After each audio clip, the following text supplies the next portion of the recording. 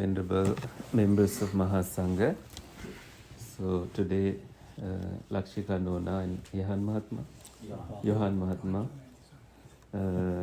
invited the monks to their house with several special purposes. The most significant one being your good friend, I think the family friend, Rangani Jaisingha Nona, who said goodbye to us about 7 months ago. And I noticed that the weight of grief is still weighing on you. So this is a moment that made me think of Dhamma, the nature, that how dearly we hold our friend, and that's a human quality. That it's not like shutting a door. It doesn't happen that way. And the grief that we feel is the measure of our love toward them. It's immeasurable. So we don't have words to describe how we feel, and we feel helpless. It's as if everything we know fails us, like we can't pull them back from wherever they are. So being a good friend, you wanted to remember her and say, we are doing all these things to make you happy. Wherever you are, please receive these good karma, good merits that we are giving, and rejoice in our good karma, and transform your life to from whatever place already good to a greater place. So that way we can think that, okay, we are doing something noble, something that that helps ourselves and also to them, according to the Buddha's teachings. The story that came to my mind is a noble lady in the time of the Buddha, Visakha. She lost her grandchild. So she didn't know what to do. She was told to go bathe in the river nearby, so that she just walks into the river and stays submerged in water. So it's in remembering, it's like staying silent, holding them, giving space to them.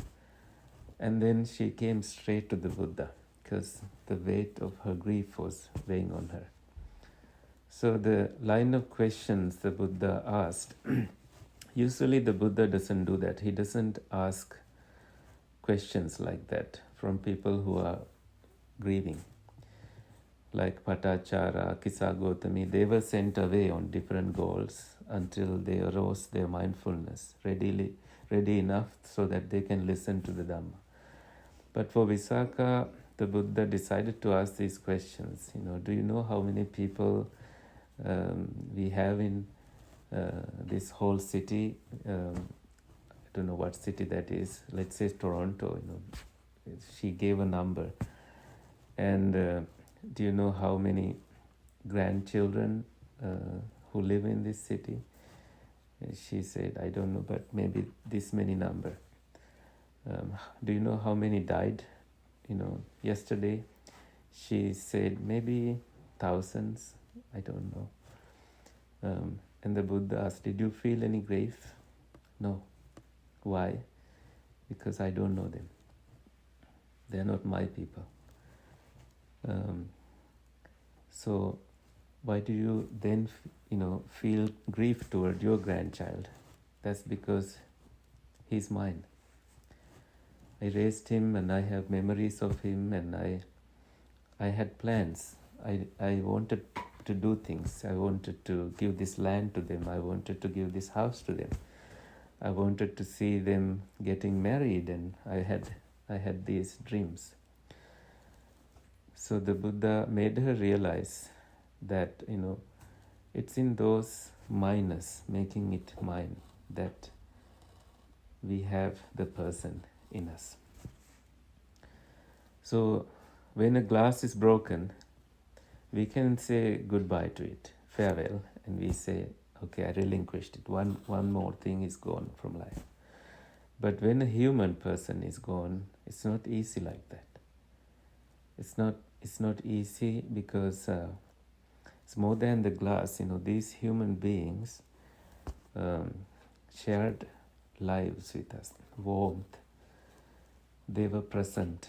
They were our free therapists. We talk and they were available, and these things we were grateful for. So Visakha realized that, of course, he's my grandchild and I have made him mine, but it's the time to let them be for their own goodness. If we keep asking them to come back, we are like pulling them from the direction wherever they are trying to go. They may come back according to the nature's course, but we also need to realize that it's like some trees go really tall and high, some trees are short, and some flowers are long-lived, some flowers are very short-lived. So such is nature. It's happening every day, everywhere, every moment, like the breath that is very close to us, short and long. So we make peace with it. By making peace, we relinquish.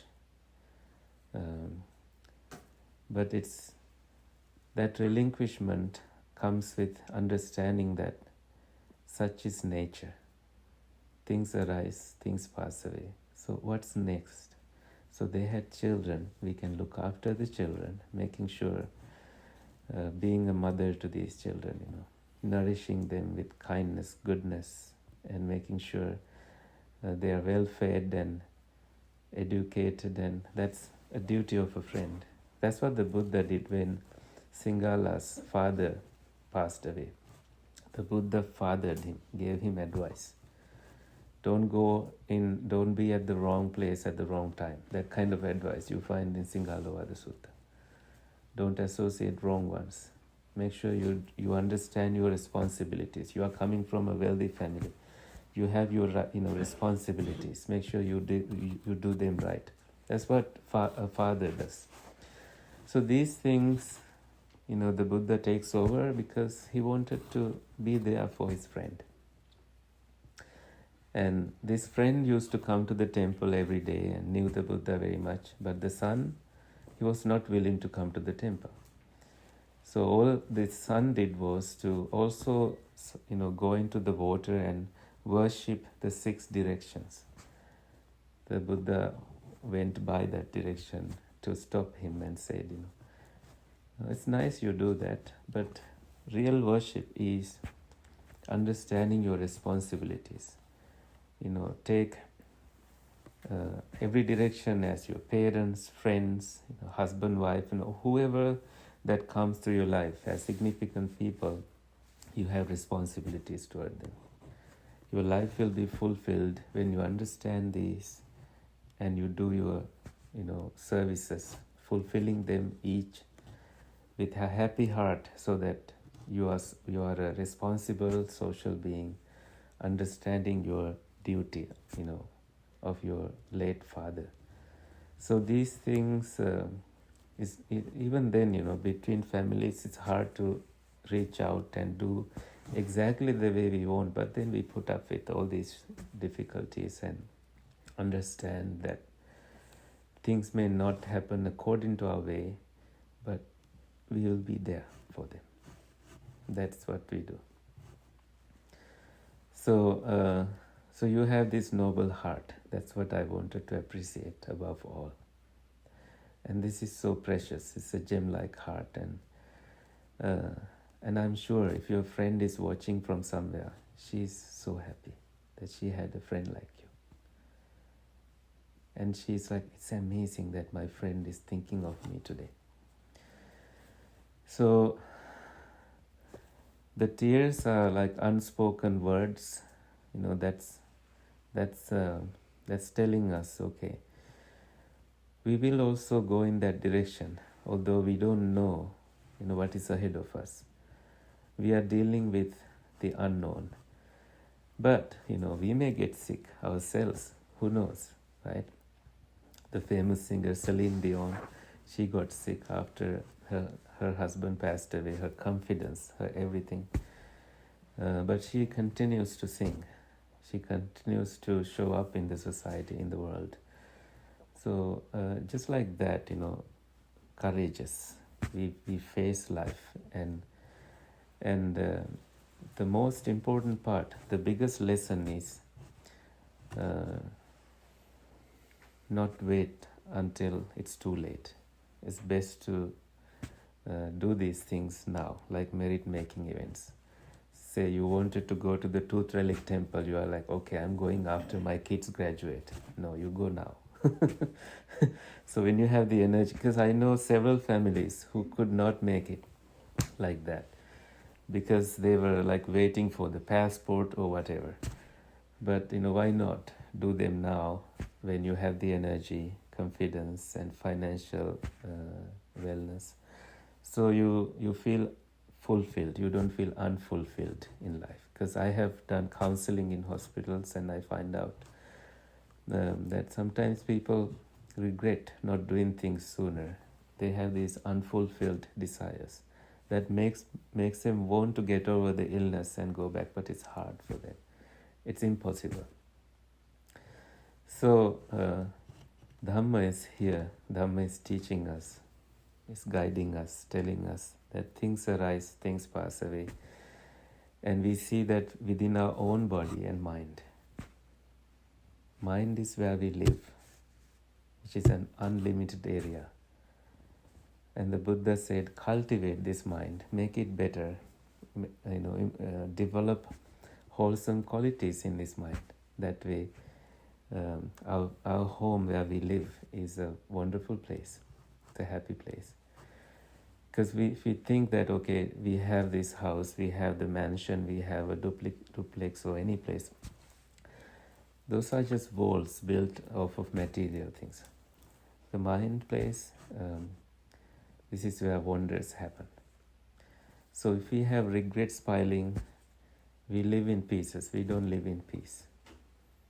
Therefore, it's good to cultivate this mind, use the time for meditation and finding peace and communicating with the sacred, whatever the sacred you hold dear in your life. That way, I think we slow down, we embrace life in a gracious way. So that's what the Buddha wanted us to do.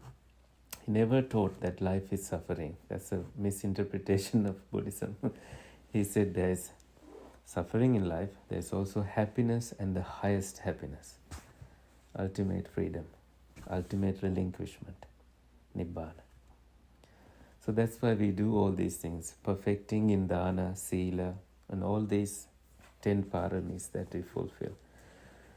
Like we are walking in the path of the Buddha until we are also awakened into these realities and unaffected by them. Slowly we are less and less affected. That way we realize within ourselves that, we are not shaken. Things do happen and we accept them. Dhamma is teaching me that something is right with my being. There's nothing wrong, something is right. That's how we face life. Beautiful, right? And that Dhamma we dedicate to Rangani Jayasinghanona, our beloved friend. It's because of her we did all these things and we listen to Dhamma today. May she be well. May she find happy home in samsara. She was an amazing human being. And we are continuing to do good things in her name because she was wonderful. And may you receive these merits and not worry about anything happening here. And may you be free from any dukkha. And may she never experience short life in any birth she experiences in the future, in any future births. So with that, let's come closer to the ceremony of pouring water. We will remember Rangani Jayasinghanona, Bhadra Kumari Alikevala Nona, and S.W. Suryampala. It's a father? Yes. Your father. Bhavani Alapata, Ravi Sangakkara, Anojini Aluvihare. May all these departed relatives receive these merits and find happy home in samsara. And may they be free from all dukkhas, and may they attain the supreme bliss of Nibbana. With these intentions, please recite Idam me jnati nang hotu while pouring water to the empty bowl.